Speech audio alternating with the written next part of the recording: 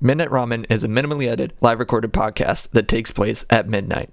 Although Michael may not be consuming food, it's time to get your bowls out. It's chow time.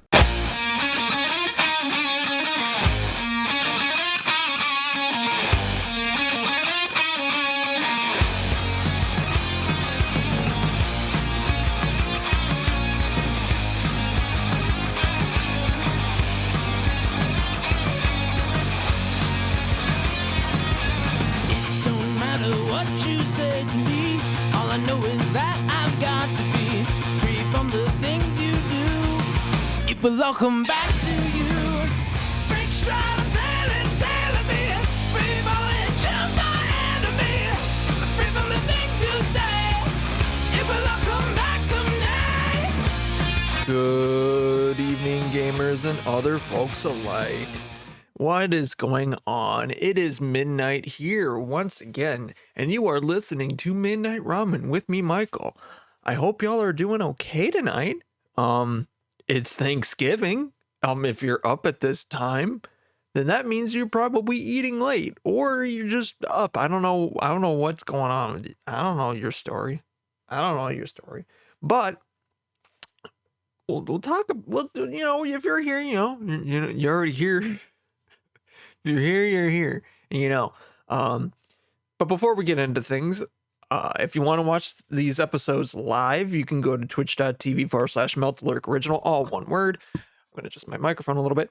Or go into the search thing, type Meltalurk original, again, all one word. Capitalize the M in melted, the L in lyric, and the O in original, and you'll be fine. No spaces, it's all one thing, and you'll be fine. You'll find it. Same thing if you want to go to my YouTube, where you can watch the VODs as well, and other stuff. That other videos and things and content like that too. But if you miss the initial stream, you can still watch the VOD on Twitch for up to like 2 weeks or whatever the heck that is. And you can also watch the after show thing that I do, just kind of like, showing literally the editing process and kind of things that are off, that are not going to be on the podcast. That are exclusive to Twitch. So if you're in during the Twitch thing, the Twitch streams or watch the VODs on Twitch, I mean, that's kind of an incentive to do it that way, I guess. Yeah, it's more just to be on the live stream more than anything else. But you can also you can watch the edited version of these on YouTube, where I have the minimally edited stuff. Like take out pee breaks or things like that. It's very minor things. Yeah, I mean, that's all that really is to it. If you know, you know. But I also stream other stuff on Twitch, and I have other videos on YouTube that are not podcast related. One that I'm working on right now, it's like 80% done. It's a dual review on the Game Fuel ones that are like out now for a little bit, the Citrus Cherry and Mystic Punch. That should, I don't want to say when they're going to be done. But I'm like 80-90% done. I got to add like a couple of things here or there that I feel like need to go in and just do some tweaking of the audio, making sure that everything is level and sounds good. But once that's done, the video's easy done. Like, I need to make the thumbnail for it. But that should take less than 30 minutes. Like, easy stuff. But yeah. Anyways, it's Thanksgiving. As of the recording of this episode, it is Thursday, November 23rd, of the year of our Lord and Savior 2023. I'm eating Thanksgiving a bit later than usual just because of family reasons, but yeah. I don't think really a lot of us planned of like making stuff, and I don't know what the whole plan is at the moment, but that's getting into too personal stuff, and I don't want to get into that. But yeah, it's at work. It's been a slow week, so I'm just like, after getting my butt I was working hard last week. the past couple weeks, and just having a week where it's slow, just like so relaxing. It just makes me feel paranoid. But it's given me time to think of like content stuff and great things, and probably watch things. I really have, there are more important things to do. There are more important things to do, for sure. But like today was like when I was working earlier on like FX, which is one of the channels we usually have it on, other than like news and stuff. And on it was all the Star Wars movies. And it was very early on, so when we started watching it, it was the beginning of Attack of the Clones, which, in my opinion, is I want to say that's the worst. It's one of the worst because it's like it's slow, it's really fetch questy, and it's like go to this location, go to that location. Oh, gotta go to this location. Oh, Anakin's killing stuff. Okay, gotta go over to here. It's just like, oh, and now we got a war. End of movie. Pick up. It's the end of the war. I mean, that's kind of where like the Clone Wars series kind of takes it. Is like, well, what happens in the Clone Wars itself? But like, when the movie came out in like 2002, 2003. I can't remember exactly off the top of my head when that movie came out, but like I think there was like a Tarkovsky like Cartoon Network like short series of cartoons of like 30-minute things for the Clone Wars that like kind of had some things going on from then, but it's not canon, but it is canon, but it's not canon because of who knows. But yeah, I remember growing up like watching some of it, but at the same time I was too young. I was like young too. I remember actually for 2, because there's the scene with like the yellow car, the chase car. One of the things when I was a stubborn kid. I was a stubborn kid growing up, and like getting dressed was you're a young kid, like your parents are dressing you, more than likely, or siblings or whatnot, depending on your situation. And I remember like one way they got me to like, calm down, set a little bit, was there was this toy of like the yellow vehicle that they had during like the chase scene early on in the movie. And I would just like crash it into things and it would just go like pop a little bit. And I just like laugh because it's so funny. You just like the slightest bump would just make it go poof. I don't know why that's like something that I just remember from childhood, but it is. And it's funny. I don't have that toy because it was shit. I was too young. That was from like, I actually don't remember how long ago that was. That's over 20 years ago at this point. Jesus. Yuck. That movie's Clone Wars is over 20 years old. Oof. Star Wars Episode 2. Crazy to think about. In a few years, Episode 3 is going to be more than 20 years old. And even then, the FX, the special effects hold up. I mean, you have that like cheesy, like, oh yeah, this is definitely fake. In it, like you could tell from like 1, 2, and 3, like, oh, you can tell what's CGI versus what's not, or whatever here and there. But like overall, like the effects hold up. Like they hold up, really, really well, considering what was going on and all that other stuff. And yeah, they're good. They're good. And frankly, they're story-wise, I feel like two story is better than 9. Like that's a low bar, but it is. Episode 9 is just like shit my pants, and then let's go on a fetch quest to a fetch quest to a fetch quest to a fetch quest. Like, I get like Star Wars is supposed to be like hopping across from world to world to world with action and stuff like that, but it shouldn't just be MacGuffin fetch quest, find the reason why the bad guy wants this, but it's like, oh, okay, we've done this 1,000 times.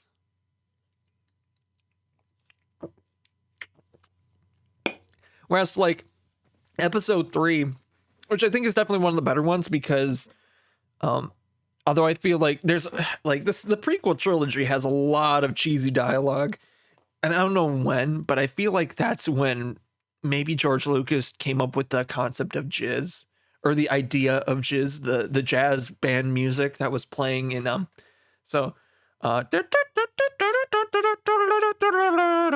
think that's, I feel like that idea did not come from the original trilogy. I feel like that came from the prequels, because there's a lot of stuff in there that just does not make sense. I mean, ideas that came from the prequel trilogies that just like on the surface, I mean, in retrospect, you know, fleshing it out makes sense, but like on the surface, like, what? Huh? Like younglings? Like younglings, which like, just say children. I mean, makes sense. You don't call Anakin a youngling. I mean, you call him a Padawan, but like, with then, what's also weird, because then with Mandalorians, they call them foundlings. So lings must mean child, but then younglings means young child, but yet some of the the quote unquote young children are definitely not like, you know, they're not human, but they're like other like I don't know what the technical term is, like humanoid. Yeah, humanoid. That's what I'm thinking of. Like humanoid, like how's the age differences, and I'm just getting into semantics that I just don't want to get into. I don't know. I can't really think of a good I was thinking of like, oh, there's not really good it's not really a great Thanksgiving movie. Although, but now that I took a literal second to think about it, the best and probably, I feel like only one. I mean, I'm not saying like Freebirds, because that's really more of a kids movie and it's stupid. No offense. The kind of only one that you can watch on Thanksgiving that I can think of off the top of my head is the Paul Blart Mall Cop series 1 and or 2. Why? So the first one takes place on Black Friday. It's Die Hard, but with a comedy Die Hard. And for Black Friday, it's just fun. It's dumb funny, and like, you know, it's Die Hard but funny. And it just shows like how miserable Paul Blart's life fucking is. And then it happens in the second movie because it gets more absurd, even though it's like revolving around like this whole convention in Las Vegas, and stealing paintings for some reason, which like at that point it's like, you're stealing the Mona Lisa. It's like, people are going to notice that's missing. If you're stealing that original painting, you're going to have not only the feds on your ass, like you're not only going to have cops on your ass, you're going to have the feds, you're going to have like a lot of nations like on your ass to find where that painting is. Like, there's no way you're getting away with it. No way. I can't remember the exact plot, but there is a podcast that if you do watch Paul Blart Mall Cop 2, it's called Till Death Do Us Blart, and it features the McElroy brothers, and the worst idea of all time guys watching the movie, watching Paul Blart Mall Cop 2 once every year until, you know, one of them dies and they replace whoever dies with another person. It's basically a curse. They basically made themselves cursed to watch Paul Blart Mall Cop 2 the week of Thanksgiving, record it and whatever, and then send it off. It's funny. And I have to look at what year they're on, but they've been doing for over 10 years, I think, at this point. And it's very funny. Like, and it came up with like, subplots that aren't really there. Like, I think like, I'm going to go, you know what? I'm going to go into the wiki. Paul Blart Mall Cop 2. Paul Blart Mall Cop 2.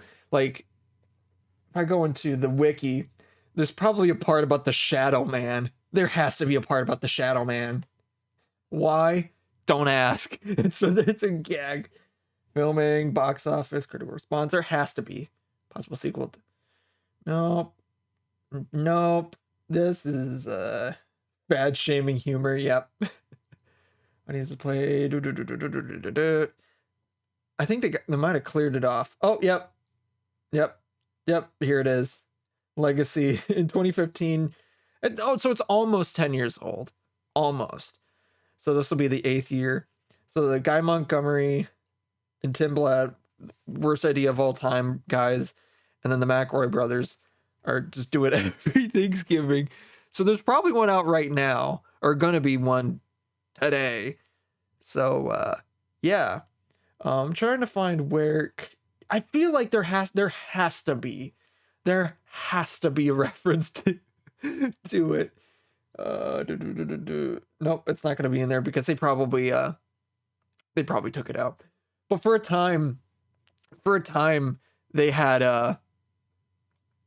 like a whole thing about this idea called the Shadow Man, where this guy controlling like behind the scenes of like making sure that Paul Blart's life is so miserable.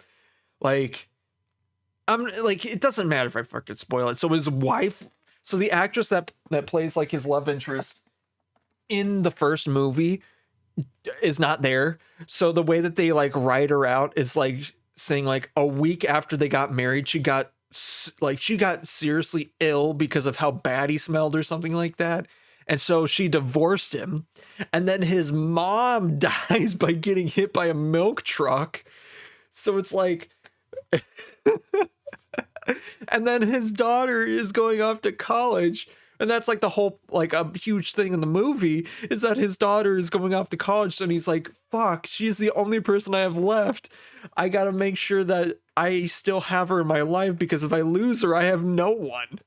And it's just super like, it shows how super sad his life is, but also it's like kind of laughing at that idea too.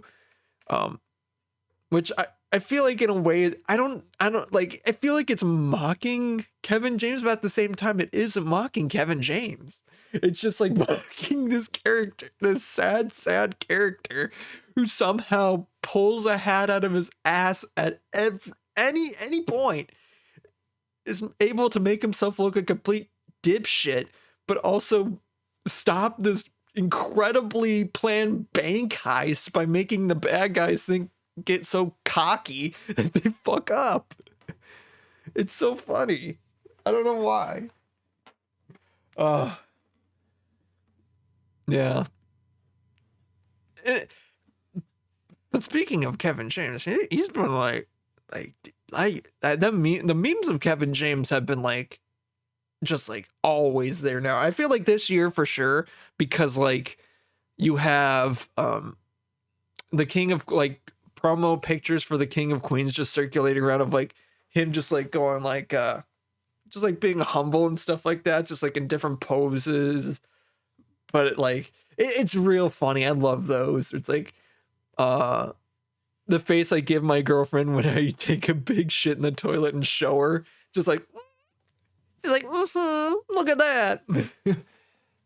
Or the face I give the waiter when they give me an extra meatball and I didn't ask for it, or they give me an extra drink and they don't add it onto my tab, something like that. I love that. Can confirm. Yeah, can confirm. Thanks, Lovey. But yeah, those I love those memes. Those are funny. And like in comparison to the like Kevin James's other characters, I feel like Paul Blart's just a fucking punching bag, and it's just so like again, it's just so funny because like Here Comes the Boom, which like came out around like filming or came out around around a similar time frame that Paul Blart Mall Cop 2 did. It's like Kevin James like getting the shit kicked out of him for real, or like in the movie, like getting the shit beaten out of him in an MMA just to raise money to help kids, funding for music, which is like so noble, but like watching Kevin James get ripped is just hilarious. It's like such stark contrast. You just like watch Kevin James like pass out due to hypoglycemia and like as a fat dude, and then just like slump like a blob, and then the next move, or like the next movie, him just like ripping off his shirt and beating the living crap out of an MMA fighter, which is just hilarious.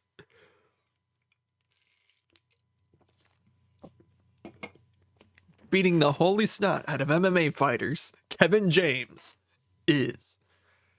And I think they do play "Here Comes the Boom" in "Here Comes the Boom," which is funny. It's like that thing where it's like oh, they said the title, but I feel like that's a step up. Like, you play the song that the movie is named after, like that's a step up instead of like saying the name. Like, you can say the name of the movie, like there was one the other day, or like even for Star Wars Clone Wars. Now we're going into the Clone Wars, and then it's like, oh, the end of the movie. It's like, oh, you said the name of the movie. Or I don't know. I would say New Hope, but like nobody says New Hope. It's stupid. You're our only hope. Yeah. I know. Okay, so going back to Star Wars. All right, I know fellow friend and whatever of show, Popsky99. He has a twisted way ranking of the Star Wars movies. One of his favorite movies, I don't know if it's his absolute favorite, but one of his favorite movies is Episode 8, Star Wars Episode 8, The Last Jedi. I swear to God, it's not a joke. Like, if it's a joke, he is playing the hardest con. Like, I wish I was kidding. Like, he's gone on for like he could go on for an hour and easily about why it's a good movie. I would say, like, in comparison to like Episode 9, definitely, but in context on its own at the time, I feel like it's trying too hard to be like Empire Strikes Back by being, oh, it's different, it's divergent, or whatever the heck. It's trying to go off the path of the normal movie. It's like, we've done that, and you're not doing anything new. Like, I remember when I saw that movie in theaters. It was my freshman year of college, like just right after like the first semester. And what I did, and I was playing, I think I've already told this story, but it was like day of like graduation, commencement, whatever. So I was playing the band, and we, during like our lunch break, they had like 1 liter bottles. I think like it was 1 liter, like, you know, tall, skinny bottles of Pepsi products. So I brought like 2 or 3 of those in my coat into the movie. And by the time I get to like the casino scene, I think I might have done like all but maybe 1. So by the time I get to the casino scene, like, I have to go bad.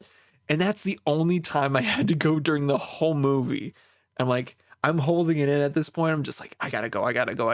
I could be in this bottle, but there's people everywhere, and I don't want to do it.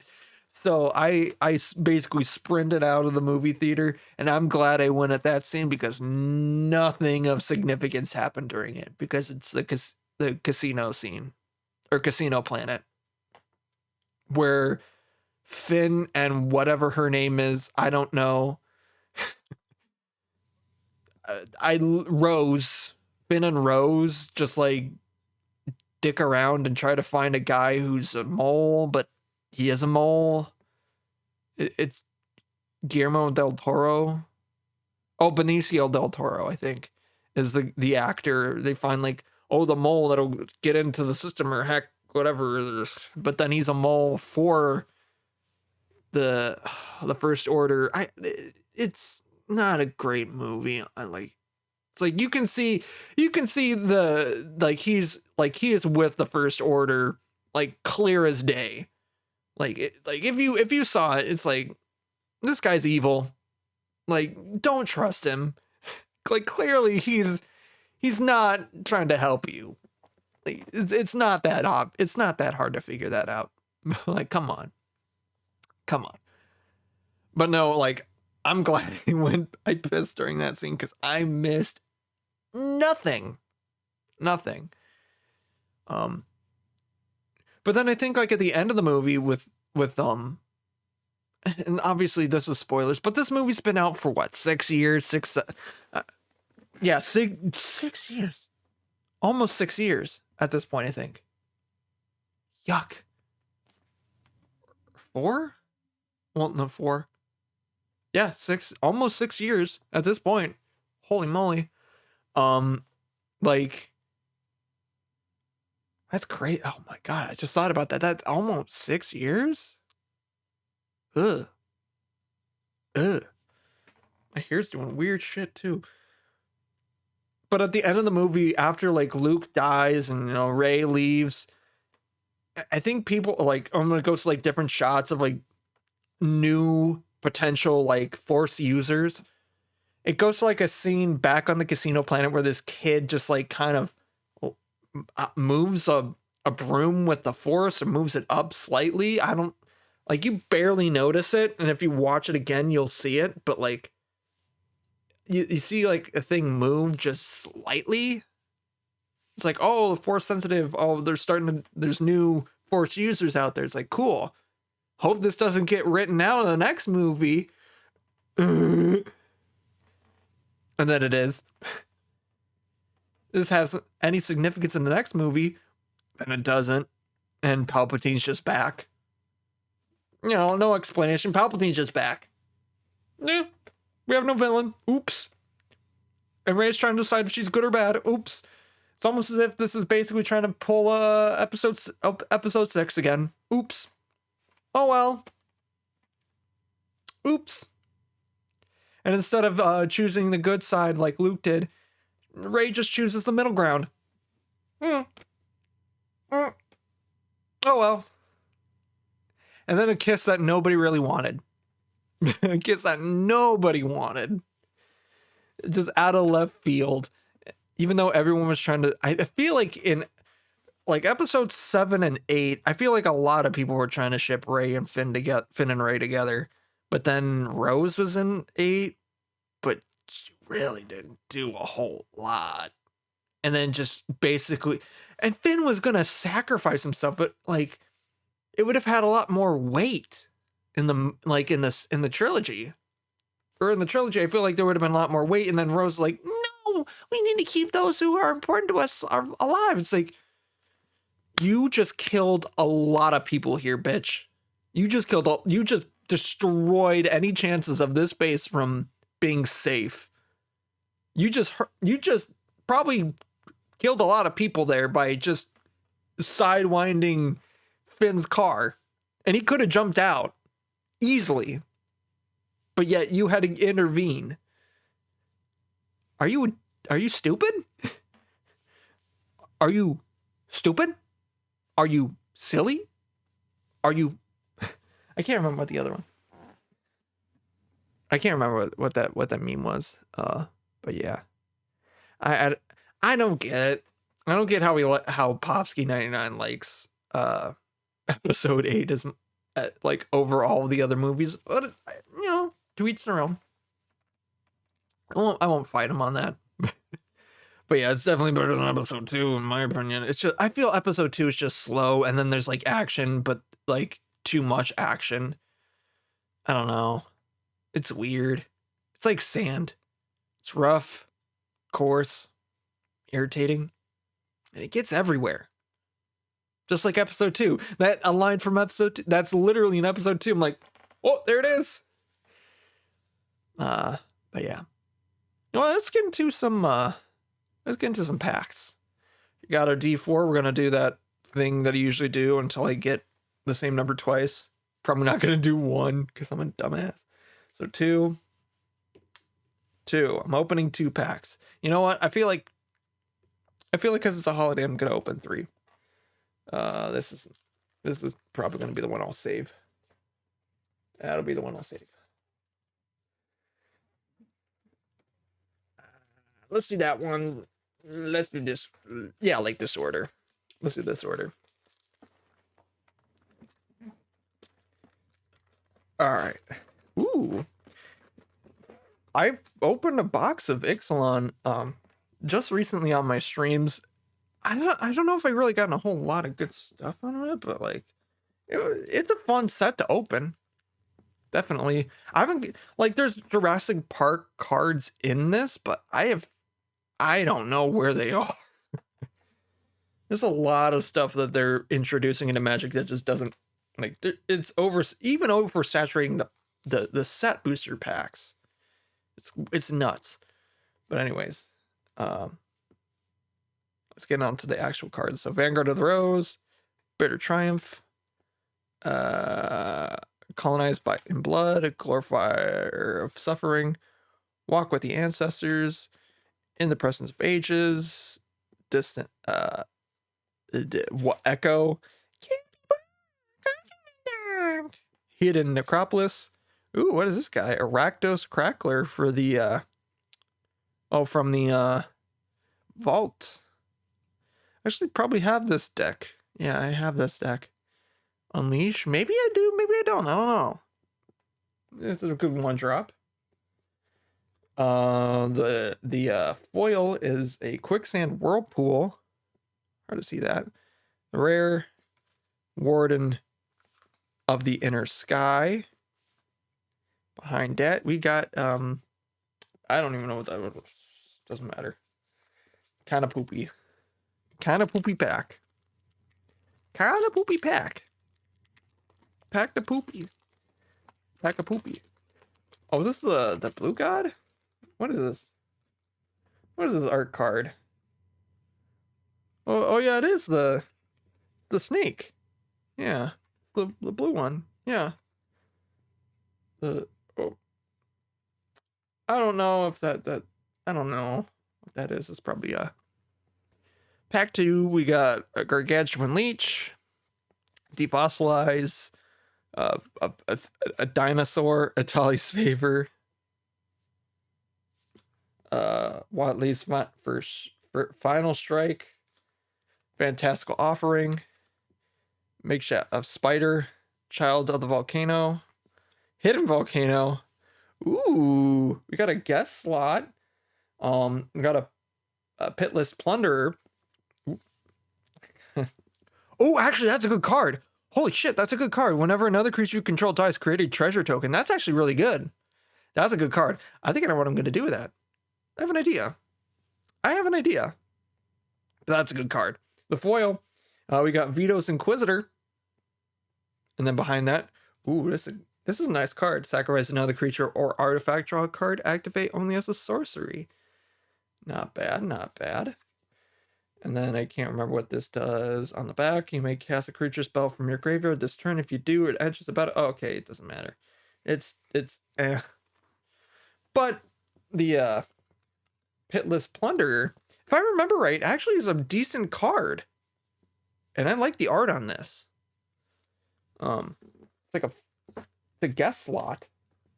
Or a guest card.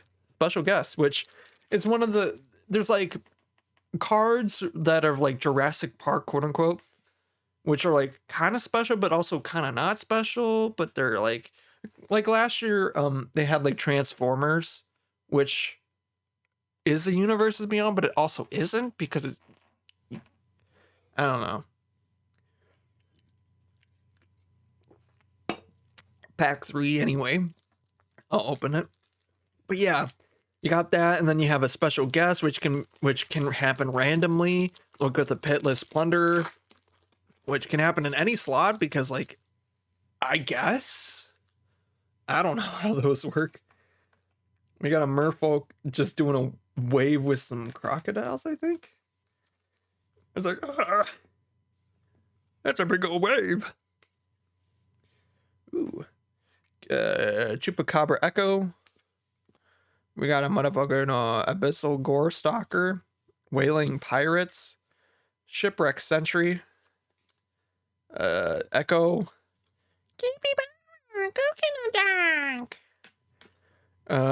Staggering Size. Ooh, Foil Island. I mean, Foil Plains. Actually looks really cool. I like the foiling on this one. Jeez. God damn. And a generous gift. Yeah. Back to back to back. All cards are from the vaulters or special guest or something like that for the token slot. The foil is landmark. Behind that we got Inti of the Sun. Behind that we got Thug Shaker Dreadmaw. Earthshaker Dreadmaw. When it enters the battlefield, draw a card for each other dice that you could draw. Oh, wait, there's the card behind that. Oh, it doesn't matter. It's an uncommon as well. So I feel like the best card from that was probably the Pitless Plunder. I'm gonna honestly check that because I feel like that's probably the card. Because like it can combo off pretty dang well, if I remember correctly. And if I think I know right.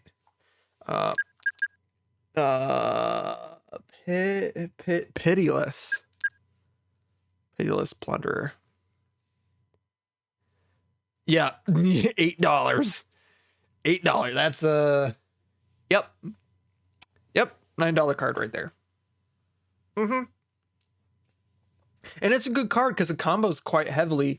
Actually, let me go to one of the things I use for my EDH combo decks. That I'm doing now. I don't know if it actually is going to do it. Oh, it does do it. So, oh my god. So what I'm doing from like my my decks now is I have, oh my lord. Huh. I'm thinking, and that's a bad idea. Oh, that is oh my god. I'm thinking. I should not be thinking. Holy shit. Infinite Colorless Man.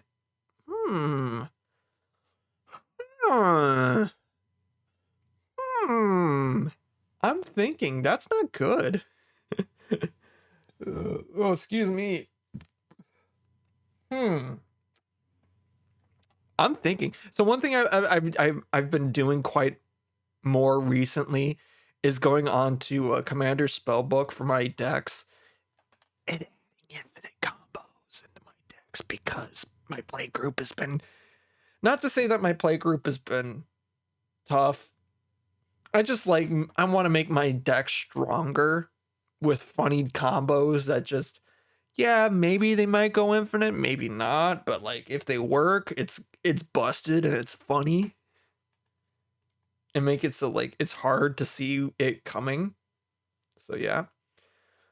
But I will say after we get into the segment, I'm like, I like looking at this. I'll probably look at it later because that is a good combo to have.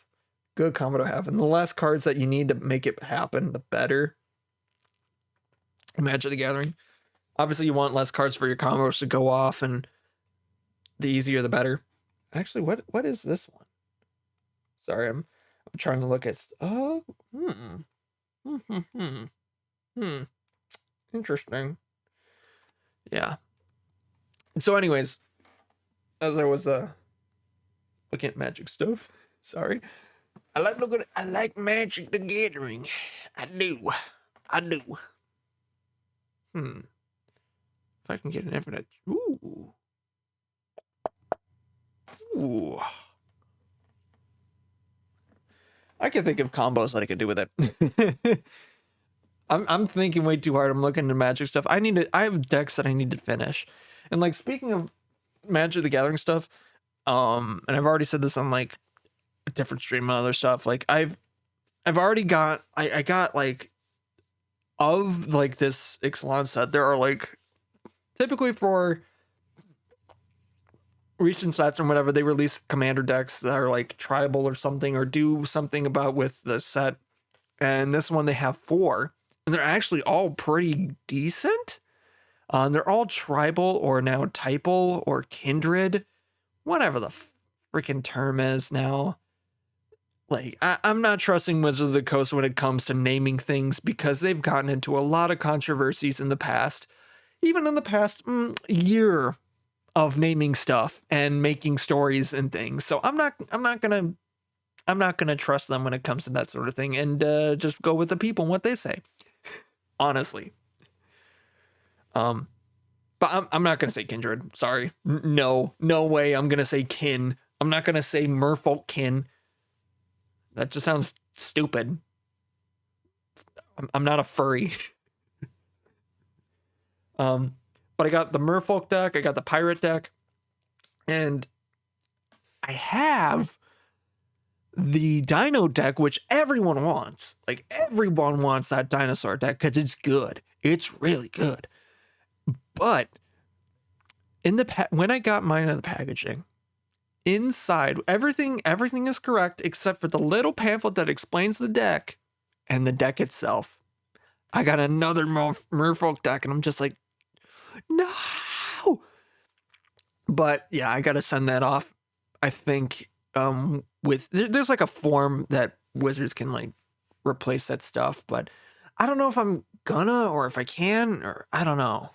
It's gonna be hard to explain too, since like more or less was a gift. I don't know. I hope I can. It shouldn't be too hard. Maybe get some cool stuff out of it. Maybe.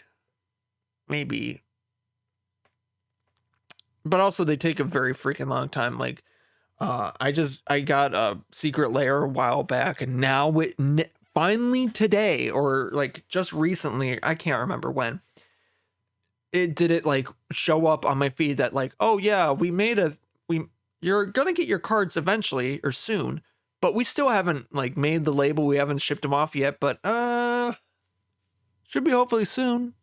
It's like, seriously. But yeah, I already have like a dinosaur deck in the making, but like if I combine those two together, the pre-con and the one that I have going on, whew, I got some cards that are gonna be good, real good. And I like to bling out my deck with like if it's a pre-con one, I like to switch it out. If I already have like a card in the deck, I switch it out with a card that's like different style or different art, or with the symbol, depending on what it is. Because I like having different symbols and stuff like that, just to like bling it out, even though it's not blinging it out. So I still like have another copy of the card, but it's not the copy that's in the deck that I'm using, which I think that's how I got like 5 Smothering Tides or something like that. Man, this year has been really weird with that. I want to get off of Magic, but like I find myself going back to talking about Magic. Like, this year I've been getting a lot of cards, like in each set I've been getting a lot of the same exact mythic.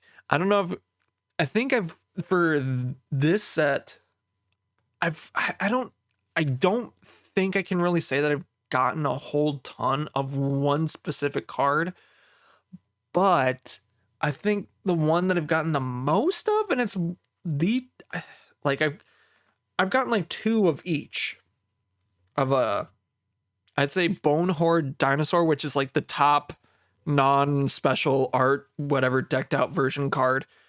Like, it's like a $20-some card, 27 at the time of recording off the top of my head. And Cavern of Souls, which I've gotten at my pre-release, and I gotten when I opened a box on stream. Yeah, those I think are my top cards. I've gotten quite a few here and there, but I think those are definitely like I've gotten multiple copies of that are like good mythic cards or whatever that I feel like. And in the past ones, I've gotten like multiple Atraxas, multiple Elish Norns from March of the Machine, I should say, because for Elshnorn. And the tracks, I mean, the one from Phyrexia, Obi-Wan, Commander Masters, I got fucking 5 Smothering Tides. I think Wilds of Eldraine, I got a couple Ristic Studies. Mr. Gamora, maybe. I got some cards here and there that are really good. That one, like, if I get another box of that, and I've opened 3 boxes of it, I feel like if there's anyone this year that I'm probably going to get another box of, it might be Wilds of Eldraine, because there are, like, the special art cards in that one, like, if you get them, they're really, really good. And there's good cards in the set itself, although they're not worth a whole lot.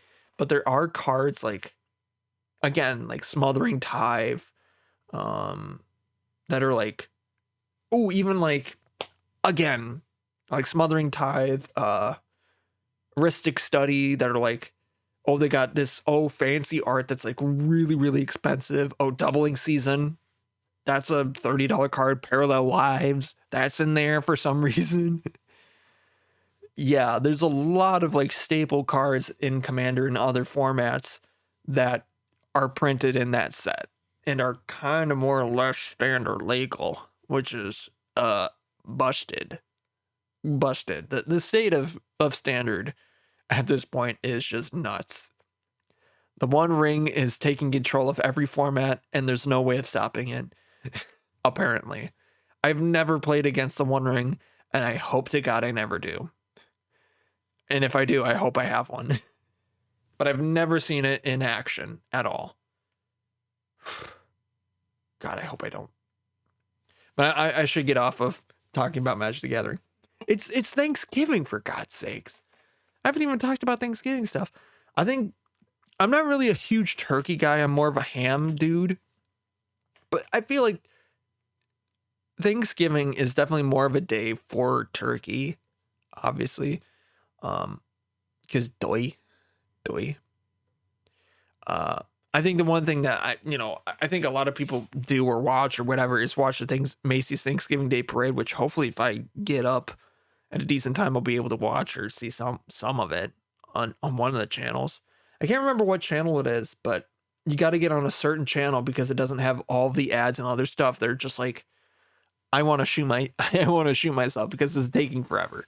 I think I want to get on the later one because they actually like go like, yeah, it's like trimmed down, but it's like, it's good. As opposed to the other channel, which I think is CBS. I think NBC does it more condensed and done better, if I'm thinking correctly, and CBS or ABC, I can't remember, one of the two, does it like from the beginning and like has whole lots of just acts that nobody asked for, asked to hear in the middle of it. But it's like, it's a parade, not a live performance from a venue, from a concert station. It's completely different from there. And then going back to it, and it's been like 30 minutes in the parade. Here's what you missed. And all they got is a ham sandwich to show. It's like, I don't like that. I don't like that. And then, let's cut to commercial again. Oops, you missed all of the parade. Bye.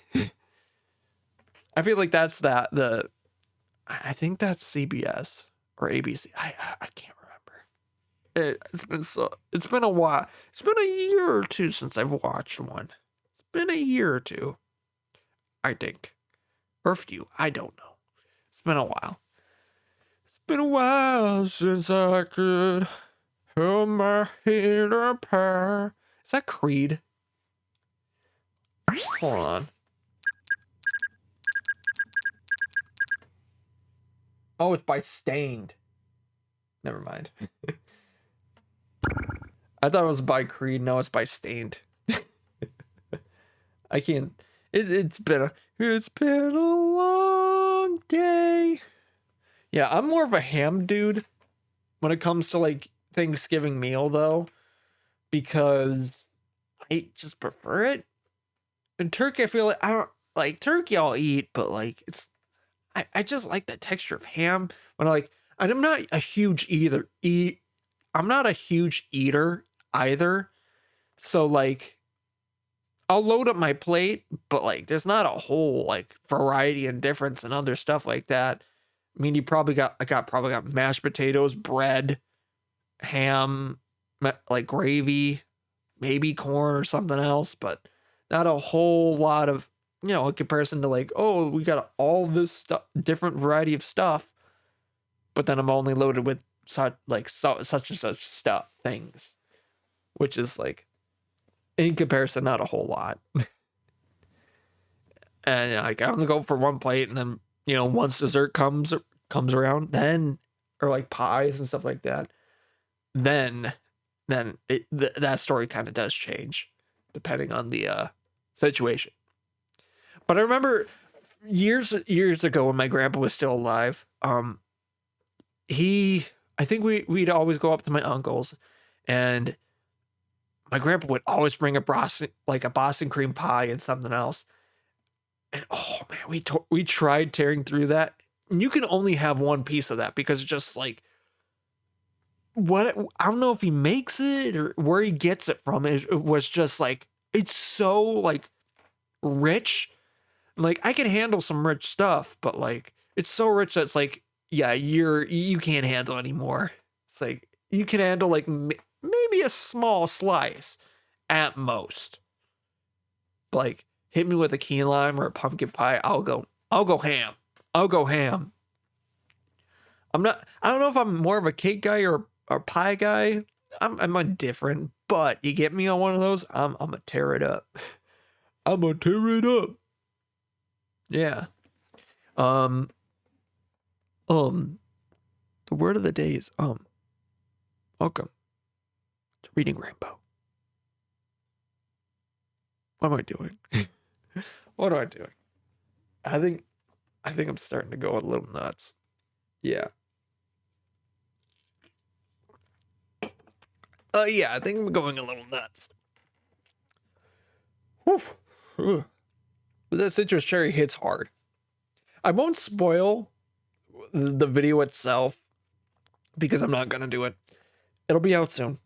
That's for sure.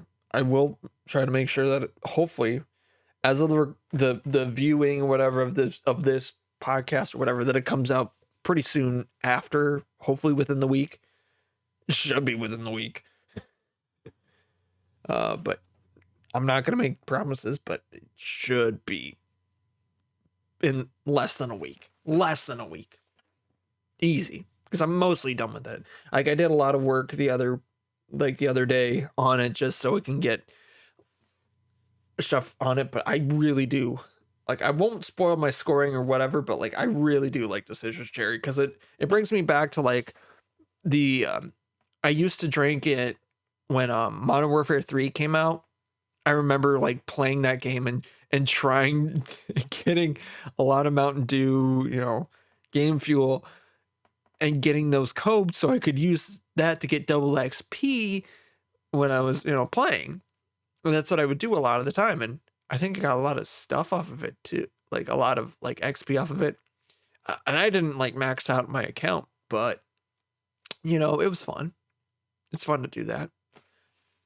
I feel like I really am not going to get Modern Warfare 3. Like, and I'm a huge zombies guy. And I'm not getting this year's. I don't like how Activision is doing it. In my opinion, they're changing way too much, way too fast all the time. And the game, the regular game itself, the multiplayer story, whatever, it's just like that's a $70 DLC. And the story, the campaign story is, from what I've heard, actual garbage. Actual garbage. Nothing really happens except for like a twist ending, which happens after the credits.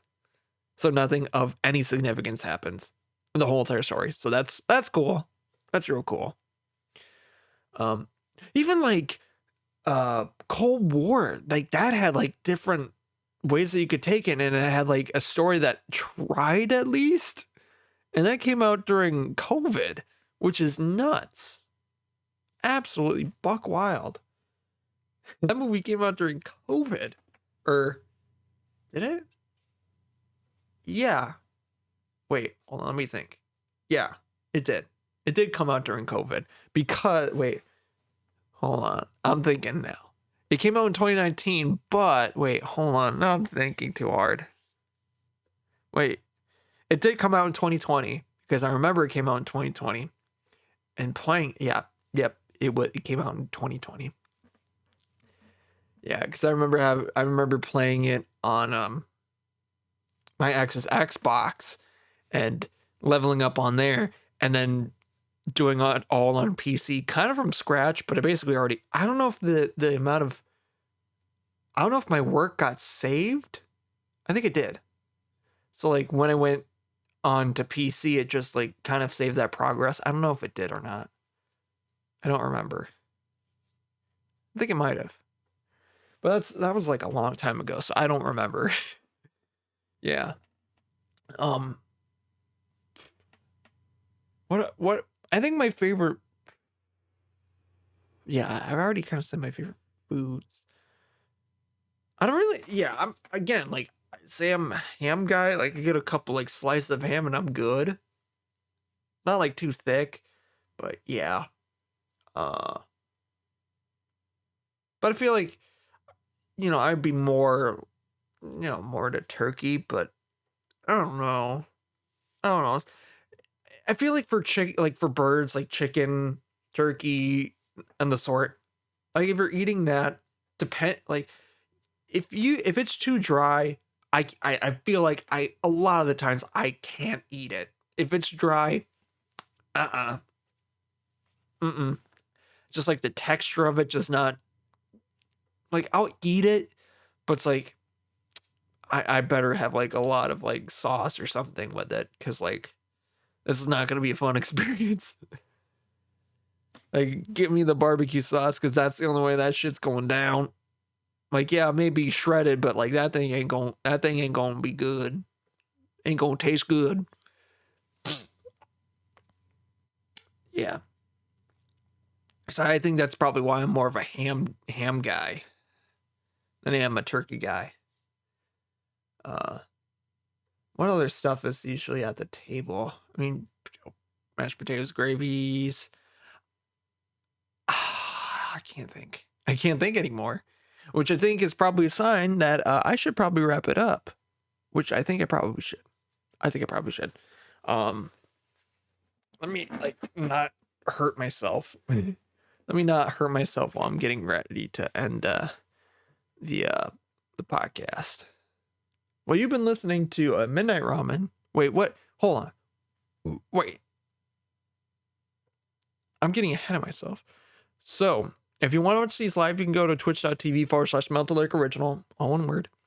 Or you can search me up in Twitch, Melted Lyric Original, all one word, capitalize the M in Melted, the L in Lyric, and the O in Original, and you'll find it. Shouldn't be too hard, hopefully. If you miss the stream itself, you can still watch the VOD of it for like up to 2 weeks.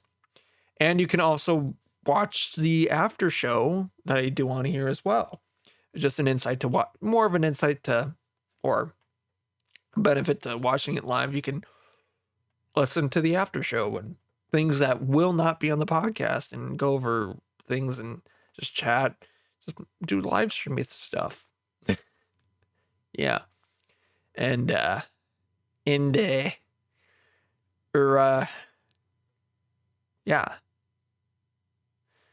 If you miss that like 2 week, that the 14 days on a podcast, you can go to my YouTube channel where I have every single episode of this up there. And yeah, every single episode is up on there, minimally edited, and it's up on there. Same thing, Melted Lyric Original, all one word. Capitalize M Melted, the L Lyric, and O Original, and you'll be fine. Yeah. I'd like to say thanks to Gradients for the use of their song "Used to It" off of the album The Call. I think they were down like the other week or so, but I couldn't go because like it was a Saturday night and I was working, so I'm like, shit, I can't go. And it was I can't remember. I went to their show that they had down here like during like near Halloween weekend or whatever last year. So, and I think that's kind of went around the time that I've actually like paid them to start using their song for this, or the initial payment for that. So like, yeah. And they're good dudes.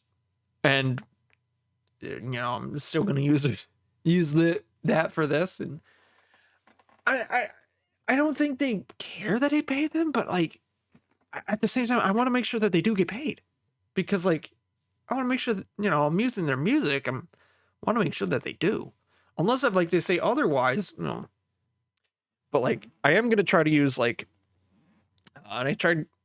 There might be music in the new video that I'm gonna try to make sure not from them, probably, because it's gonna be more of like a. I don't want the music to be, on my talking. So it's just going to be like instrumental shit. But I'll have probably something from Outsider or something that I made on there. Just playing in the background. Cause yeah. And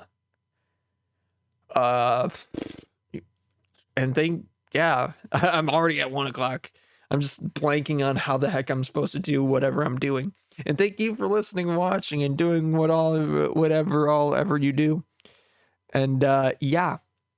But as I look at the clock, I somehow stalled until it was 1 a.m. So it's not midnight here anymore, but it's midnight somewhere else. But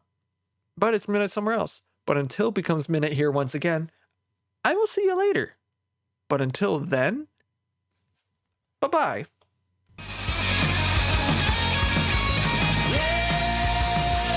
Just when I needed you, I see from a different view. Oh baby, now don't be scared, but don't get used to it. Yeah, when I told her I can't let go, when I told her I can't say no. Oh baby, well I was scared, but now I'm used to it. I was scared, but now I'm used to it.